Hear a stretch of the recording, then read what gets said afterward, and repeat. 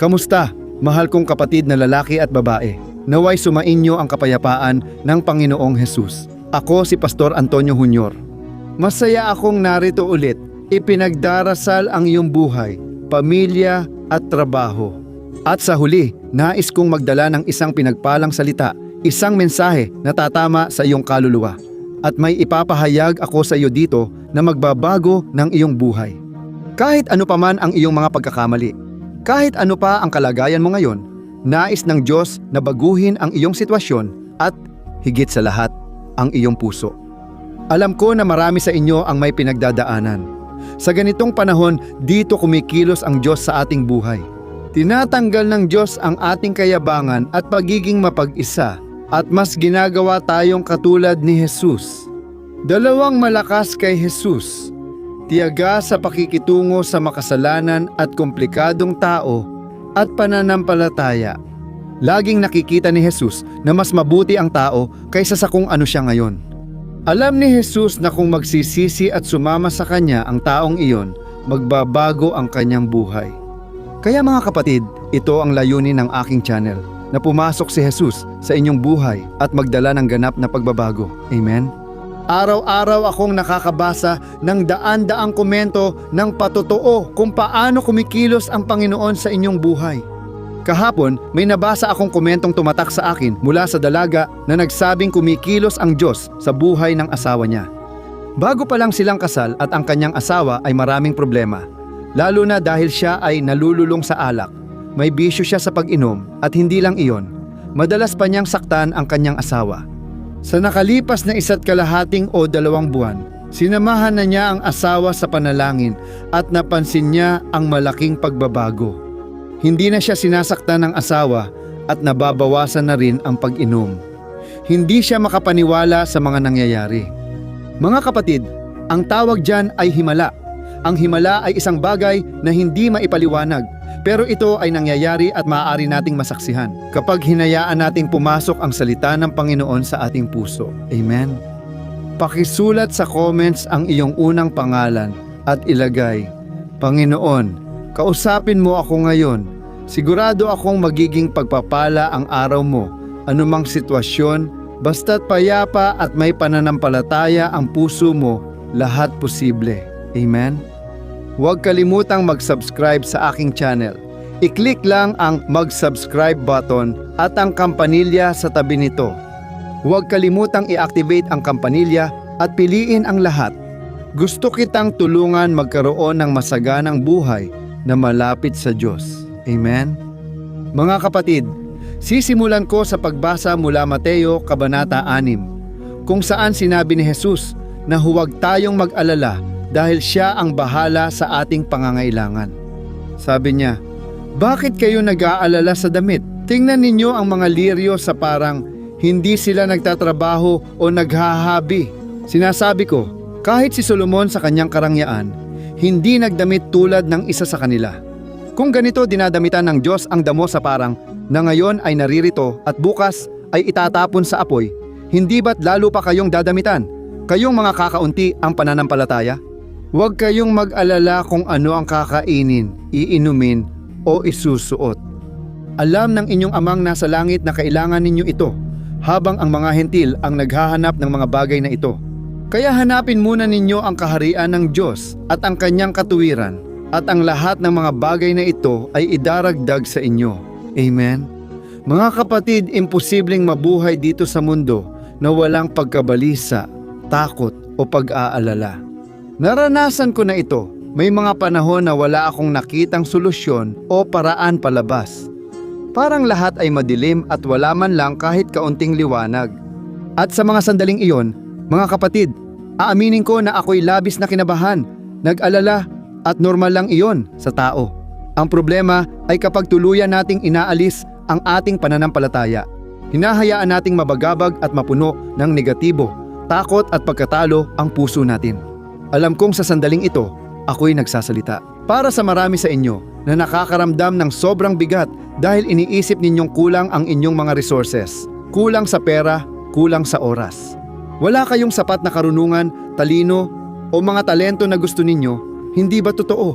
Isipin mo ang isang inang nagigising tuwing madaling araw para alagaan ang kanyang sanggol kahit pagod na siya. Naiisip niya, paano ko pa mabibigyan ng higit ang anak ko? Pakiramdam ko ubos na ako at sobrang hina na.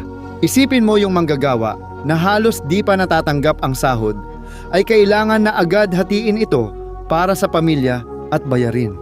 Napaisip siya kung paano mapagkakasya ang pera para sa buong buwan. O kaya naman, yung estudyante na may tambak na libro at mga gawain. Pero wala siyang oras mag-aral dahil baka kailangan niyang tumulong sa pamilya o magtrabaho. Napaisip siya, paano ko matututuhan lahat ng ito sa maikling panahon, mga kapatid? Itong mga ganitong sitwasyon sa araw-araw ang nagpaparamdam sa atin na parang wala tayong magawa, hindi ba? Ilang beses mo nang naisip na sumuko na lang sa lahat dahil akala mo hindi mo kayang lutasin lahat ng problema mo. Ilang gabi ka nang di makatulog, nag-aalala at naghahanap ng solusyon sa tila walang sagot na problema. Totoo, nakakasama talaga ito sa atin. Maaari kang mawalan ng linggo o buwan at hindi pa rin umuusad. Bakit? Ang dami mong inaalala, parang hindi mo kayang makaalis sa pagiging negatibo. Parang may madilim na ulap sa ulo mo. At alam kong madalas, si Satanas mismo. Sinusulit niya ang kahinaan mo, ang mga pagdududa mo, itong pagsubok na pinagdadaanan mo. At dinadagdagan pa niya ng takot, ng pag-aalala.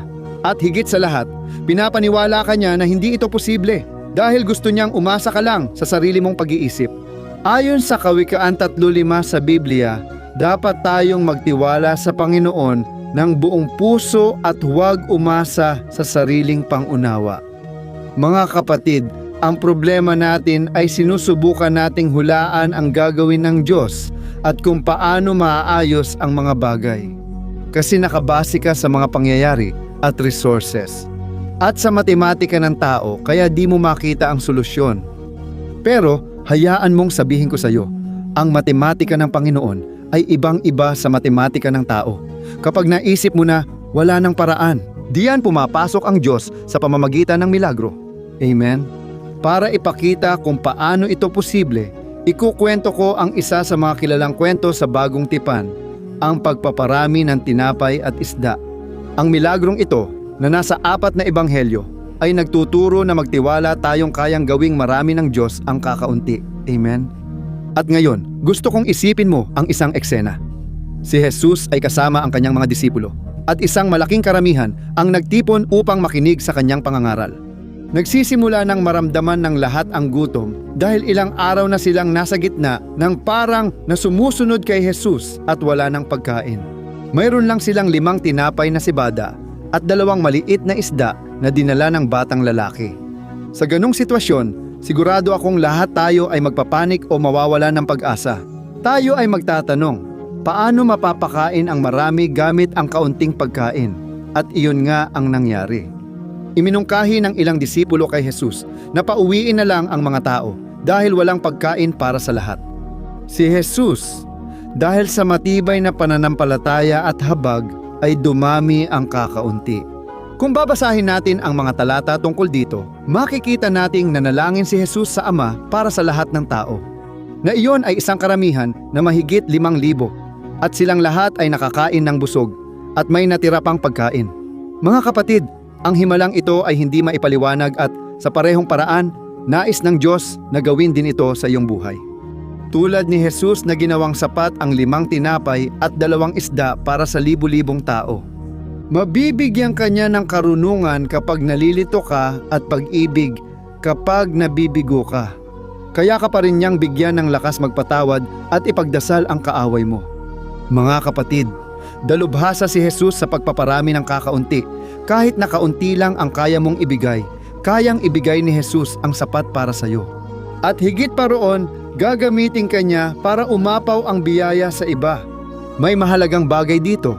Tulad ng batang nag-alay ng 5 tinapay na sibada at 2 isda, dapat din nating ialay kay Jesus ang lahat ng meron tayo. Kahit na parang kaunti lang ito, kahit na nahihiya ka sa kung anong meron ka o iniisip mong ganito. Pastor, wala akong maiaalay kundi ang aking mga kasalanan at pagkukulang. Ang tanging meron lang talaga ako ay isang pusong nagnanais na lumakad kasama ang Diyos. At sasabihin ko sa iyo, sapat na yon. Kayang kunin ng Diyos ang pusong madalas walang paniniwala, suwail, matigas ang ulo, at gawing lubos kang naiiba. Amen? Nakita ko yan sa mga taon at nagpapasalamat ako sa Diyos na binago niya rin ang buhay ko. Palagi kong binabahagi ang patotoo ko dito. Mapaghimagsik ako noong kabataan, nalulong sa droga, at marami akong nagawang mali na di ko na mabanggit lahat. Gusto ko lang sabihin na kung nabago ni Jesus ang buhay ko, kaya rin niyang baguhin ang buhay ng iba. Dahil dito, nakita ko ang kapangyarihan niya. Dahil nagsasalita ako tungkol sa isang bagay na naranasan ko, hindi ako nagkukwento ng narinig ko lang. Ikinukwento ko ang mismong naranasan ko. Magpapatotoo ka rin sa iba tungkol sa pagbabagong gagawin niya sa buhay mo. Amen? Baka ang pinakamalaking himala ay binigyan ka niya ng lakas para malampasan ang pagsubok. Bilang ina, nagdurusa ka dahil hindi sumusunod sa Panginoon ang iyong mga anak. Gusto mong sumama sila sa simbahan, makinig sa panalangin at magbasa ng Biblia, pero nagdurusa ka dahil di ito posible. Gusto kong sabihin, nais ni Jesus ilagay ang pagmamahal, pasensya at habag sa iyong puso. Sigurado ako na babalik din sa Panginoon ang iyong anak na lalaki at babae sa tamang panahon. Amen? Ito ang mabilisang mensaheng nais kong ibahagi ngayon, mga kapatid. Gusto kong malaman mong si Jesus ang nagpapalakas sa mga nanghihina ayon sa aklat ni Isaias. Ipagkatiwala ninyo ang lahat sa Panginoon. Madalas, hindi nangyayari ang gusto mo dahil hindi mo binubuksan ang puso at nakakapit ka pa rin sa kasalanan. Hindi mo alam kung gusto mong magsisi o sumunod kay Jesus dahil mahirap talikuran ang pita ng laman. Sa mundo, maraming pagkakaibigan pero hindi mo lubos mapagkakatiwalaan ang sarili mo. Kapatid, ito ang mensaheng sinasabi ko ngayon. Huwag mong tanggihan ang tawag mo. Huwag mong sabihing hindi kay Jesus. Ayon sa Pahayag 3:20, narito, ako'y nakatayo sa pintuan at kumakatok. Kung may makarinig at magbukas ng pinto, papasok ako at makikisalo sa kanya. Iyan ang paanyaya ni Jesus sa iyo ngayon. Ikaw na laging pagod, itigil ang pag-aalala at magtiwala kay Jesus na siya ang kikilos. Hindi ko alam kung paano, pero sa tamang oras, gagawin niya ang himala. Kaya ngayon, kung maaari, ipikit mo ang iyong mga mata at tayo'y makipag-usap sa Panginoon. Aleluya! Panginoon, aking Diyos at aking Ama, narito kami ngayon na buong pusong naghahanap sa inyo. O Diyos, alam kong nakausap ko na ang maraming taong pagod at mabigat ang pasanin. O Diyos, iniaalay namin sa iyo ang aming munting mayroon. Naniniwala kami na ikaw ang Diyos ng himala at pagbabago na nagpapabago ng aming maliit, mahina at makasalanang puso. Pinapatawad mo kami, binibigyan ng biyaya at kakayahan para gawin ang iyong kalooban. O Diyos, madalas naming maramdaman ang bigat ng alalahanin sa pagkain, inumin at isusuot. Ngunit ngayon, naaalala namin ang iyong mga salita na nagtuturo sa amin na hanapin muna ang iyong kaharian at ang iyong katuwiran. O aking Diyos, inilalagay namin sa iyong mga kamay, Ama, ang aming mga pagkabahala at mga alalahanin. Panginoon, madalas, Ama, madalas ay limitado ang aming mga mapagkukunan, Ama. Hindi na namin kayang mabuhay dito, Ama. Paramihin mo ang aming pananampalataya. O Panginoon, bigyan mo kami ng pasensya, karunungan at pag-ibig. Tulungan mo kaming maalala ang iyong pag-aalaga, Ama, kahit sa maliliit na bagay. Nandito kami ngayon dahil ikaw, Panginoon, ang nagpatatag at naging kanlungan at lakas namin. Humihingi kami ng tawad sa iyo, Panginoon. Madalas kaming nagdududa at hindi naniniwala na posible ito. Iniisip naming katapusan na ng aming buhay. Naniniwala kami sa iyong pangako na ang iyong kapangyarihan ay ganap sa aming kahinaan. Sa oras ng aming kahinaan, Ama, doon kayo nagpapahinga sa amin. Ang banal na Espiritu ang nagbibigay lakas, kakayahan at karunungan. O Diyos, iniunat ko ang kamay ko para sa bawat kapatid na nananalangin kasama ko araw-araw. Ama, palakasin at pagpalain mo ang aking mga kapatid. O Diyos, huwag silang manghina o mabigo sa disyertong ito. Malalim ang kanilang pagdurusa, O Diyos. Tila sarado ang langit at wala ng pag-asa sa pagbabago. O Panginoon, Gumawa ka ng himala, Diyos at Ama namin, kailangan ka namin. O Panginoon, narito kami sa gitna ng laban at kawalang pag-asa. Ngayon, Ama ko, nakahiga ka sa kama, walang lakas bumangon. Ilan ang nasa ospital, O Diyos, nanghihina, walang lakas, at nangangailangan ng kagalingan at himala. At ilan pa, aking Ama, nakakulong sila sa kasalanan at alam nilang mali ito, ngunit wala silang lakas makaalis. Panginoon, sa pangalan ni Jesus, binabasag ko ang lahat ng tanikala, gapos at bilangguan ng espiritu.